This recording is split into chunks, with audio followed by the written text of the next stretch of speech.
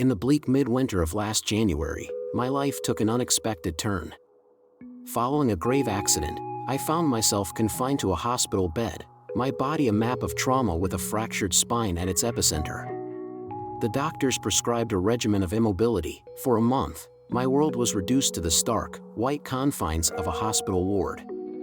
Each breath was a battle, the broken ribs and bruised lungs turning the simple act of breathing into an ordeal.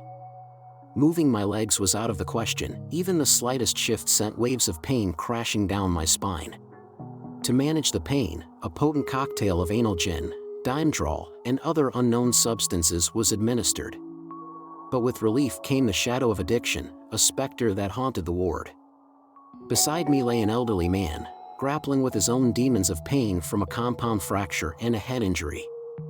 He was the only constant in a revolving door of patients. 6 others came and went during my stay, each succumbing to death's embrace under mysterious circumstances.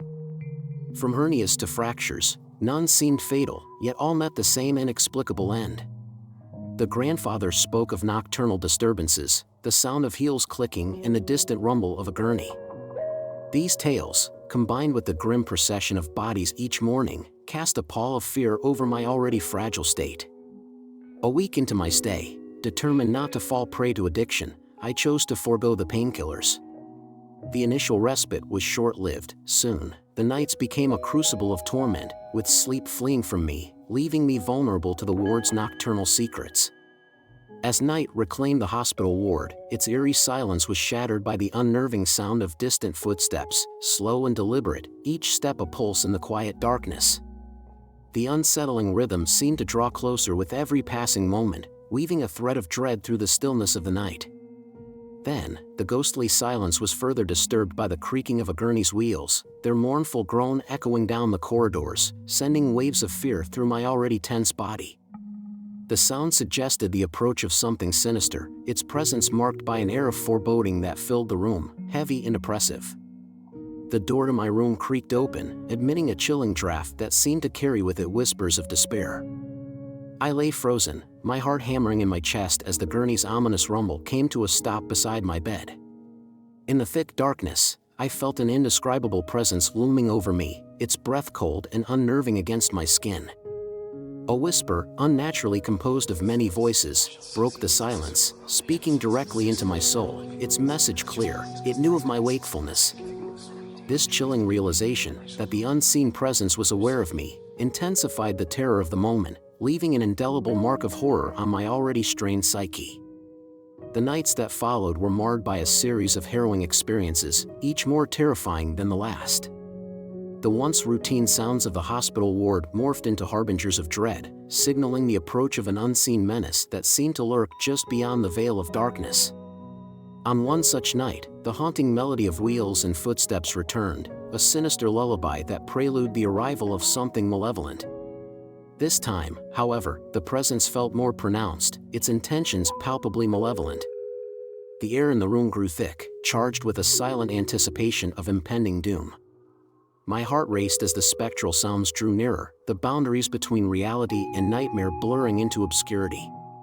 The door creaked open with agonizing slowness, a silent invitation to the darkness beyond. The gurney's wheels whispered across the floor, each turn a chilling echo in the confines of the room. And then, the moment I had come to dread, the gurney came to a halt beside my bed, the sound of its wheels abruptly ceasing, leaving a suffocating silence in its wake. I lay motionless, my breath shallow and ragged, as the cold touch of unseen hands grazed my skin. A whisper, composed of a cacophony of anguished cries and sobs, filled the room, its words a chilling caress against my ear. The presence seemed to hover over me, its breath cold and damp, a tangible manifestation of death's shadow. The terror was suffocating, a palpable force that seemed to constrict around my heart with icy fingers. And then, a sudden shift, a bed across the room creaked as its occupant stirred, breaking the spell of paralyzing fear.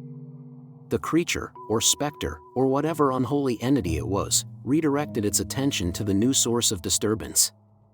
The brief exchange that followed was cut short by a chilling silence, a void where once there had been the sound of life.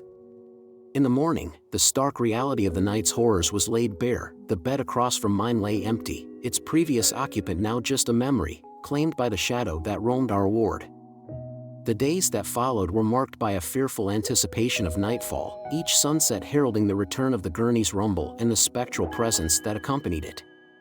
The encounters grew more frequent, each visitation leaving a trail of cold dread in its wake. The entity seemed to be searching, its nightly visits a grim reminder of the thin veil that separates the living from the realms of the dead. As my body slowly mended, the scars left by those nights of terror remained, etched deep into my psyche.